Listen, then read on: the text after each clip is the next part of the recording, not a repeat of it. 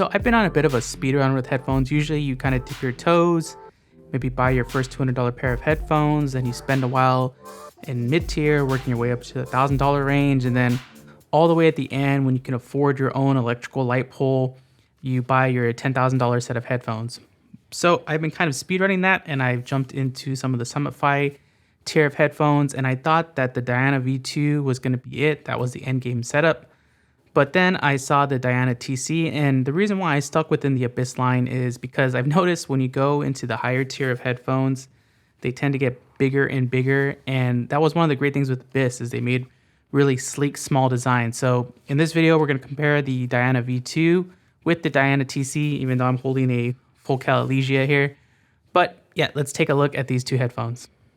So I think a bit of stage setting is in place. I am very much a casual headphone user. I'm not looking at frequency graphs. I'm not going to be talking about things like timbre. I will talk about some things like how I feel about them from my perspective, like imaging and soundstage. But headphones to me, they're not necessarily, I'm not trying to get an audiophile experience. I'm trying to basically use these as one of two things. One is as a tool. So when I'm editing videos and mixing my audio, that's what I want to use my headphones for, especially if I can't be using monitors. The other one is just as an entertainment device, you know, watching movies, listening to music, that different thing. So that's the focus we're going to do on. Basically, this is purely a subjective listening experience review on it.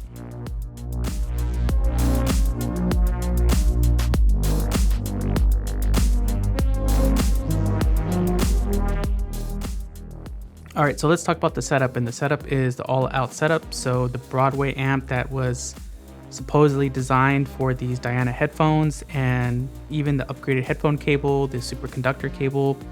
I listened to these headphones for 500 hours because on some obscure forum posts, it said that that's the burn-in for the headphones.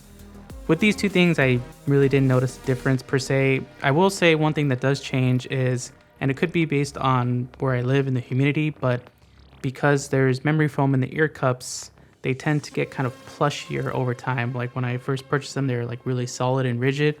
And I will say they're a bit thinner than the V2s, but they kind of bloom out over time and get a bit more cushiony. So that might change the sound characteristics, or that might be the burn-in per se. But aside from that, the DAC is the D90 SE. So it has the MQA audio decoding. So we are using Tidal listening to the tracks.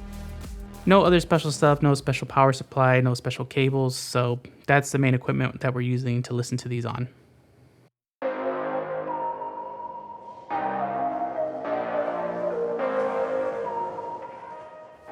All right, so we're taking a look at the design and the differences.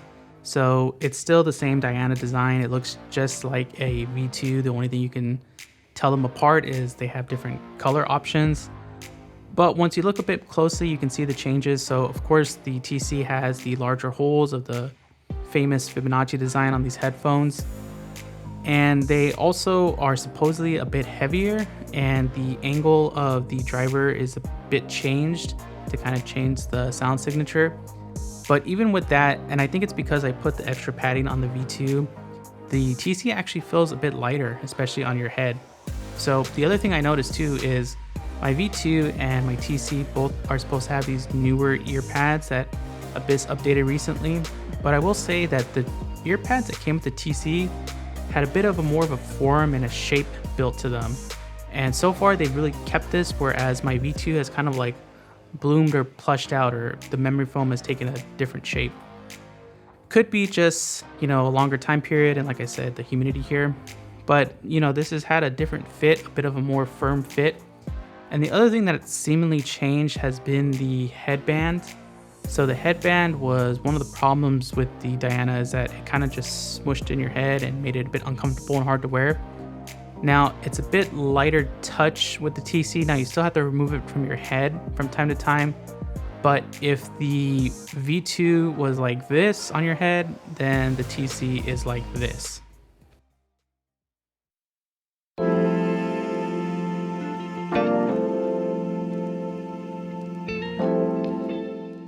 All right, so let's talk about sound. And both these headphones have that Abyss signature sound, just with some slight differences and tweaks, of course, because of the design. So if you really want the imaging, both still have them in spades. But I will say that there's a level of detail that's higher there with the TC, and especially in terms of the space of the imaging. So everything has its direction and you know where it's coming from. And also you can hear like those tiniest details. Like if you want to hear, someone drop something in the background, or, something is scratching on something, you can hear that in the TC. So this is cool for editing and mixing videos and listening to all the audio perfections that pop up when you don't record in a sound treated space. But also, it's great for gaming. The problem with that is the TC basically has no filter, if you would say, if that's the best way I can put it. So if there's something it's going to give you the music exactly as it is. So if there's something that's high pitched or annoying, or that could be shrill, that'll come through. And, this could be what you want, but sometimes when you're just trying to listen to something and there's a shrill tone and it's not smoothing it out like the V2 would, then it becomes a bit fatiguing. So these are some headphones where some songs I'm like, okay, I don't want to listen to this anymore, I'm going to skip ahead.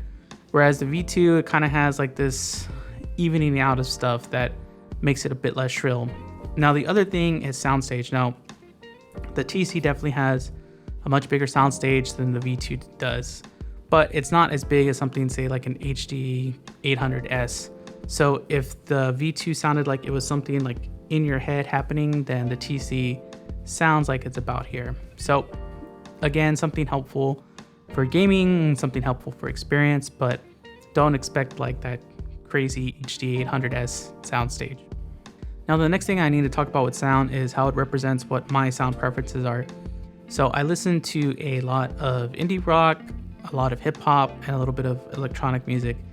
And I've already said that I really like bass, and I feel like my whole audio headphone journey especially has gone from this relationship with bass. So it started off with quantity, and now it's kind of moved to quality. So the V2 is already really good with bass. Like it hits all the bass notes, and sometimes it can feel like the V2 has more bass because of that close soundstage. But the TC hits bass frequencies or represents bass in a way that I never really heard like on the V2. Like I hear these bass things that I was like, oh wow, I didn't know that was there. The thing is that you don't feel the impact as much at times as you do with the V2. V2 had some experiences where it felt like it really pounded on your chest, and TC does have that from time to time, especially if you crank it. But it really depends on what your relationship is. For me, I quite enjoy the resolution or the hearing of more different things in the song, but again, that comes with the caveat of sometimes there's things I don't want to hear and it becomes kind of tiring to listen to.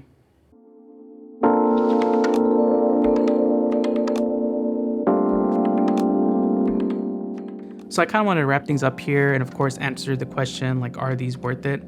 So for me, I really like that they're sleek, stylish, lightweight, and comfortable, that I don't need to wear the headband anymore. They're lightweight, the sound is awesome. It's perfect for my main use case, which is mixing audio and editing videos and being able to hear the details I need to hear, and really enjoying music and all the different forms of it and being able to get a better music experience. Now, if the question is, should I upgrade from my Diana V2s to the TCs? So it depends on your category. Like if you're someone that, can only buy one of these headphones, maybe just go for the V2. You're talking about very small incremental upgrades here. You can save the $1,500 or $3,000 and, use that on your DAC, use that on your amp, use that to get other headphones. I think that the V2 is about as high as you need to go. And also, if you really like matte black, that's only with the V2. I think they're even more expensive now as well. So if you're someone that, you're not sweating a few $1,000s and you already have a bunch of other Summify headphones, then yeah, go nuts, go crazy. But I wouldn't say sell the V2s, then just upgrade to the TCs. I don't think there's necessarily that much of a difference. I probably shouldn't put this on video. Some people are going to give me the side eye for saying that. But one thing that I did find that was kind of funny is the box. So you actually get the same bag with the TCs, especially if you pick the silver color, you'll get the same black bag as the V2 black bag. I thought the TCs came with the tan bag, but apparently it's only for the coffee or bronze color. But the box is fun because there's just a sticker that says TC, and it looks like a printed out sticker, not like a company printed out one, but like a personal printer one that just says TC on it. And on one hand, you know what? Let's give the benefit of the doubt. People are being eco-friendly. There was 1,000 Diana Phi or V2 covers that were printed, and just throwing them in the trash would be wasteful. So I'll say that it's good for that. But also, you're paying at least $4,500 for some headphones. You know, it encompasses the whole experience. But these just came out. You know, maybe future TC owners will have their own like sleek thing. But yeah, the bag is just the same. And yeah, if you have any questions about either of these headphones, V2 or the TCs, let me know in the comments. If it's something like, how does the 4,000 hertz range? Does it have a peak? Does it have a valley? Can you hear the distortion and anything? I won't be able to answer that because I have no way to measure that. And, you know, I have no way to necessarily determine that. I don't have the most educated ears. But if you want to talk about fit and size and weight and, you know, changing around the ear cups, if those change anything, let me know in the comments. I'll be happy to help, ask any questions. Again, thanks again for watching. Be sure to like and subscribe. Maybe one day an airline will give me their headphones for free to review or something like that. But anyway, take care out there, everyone, and see you on the next video.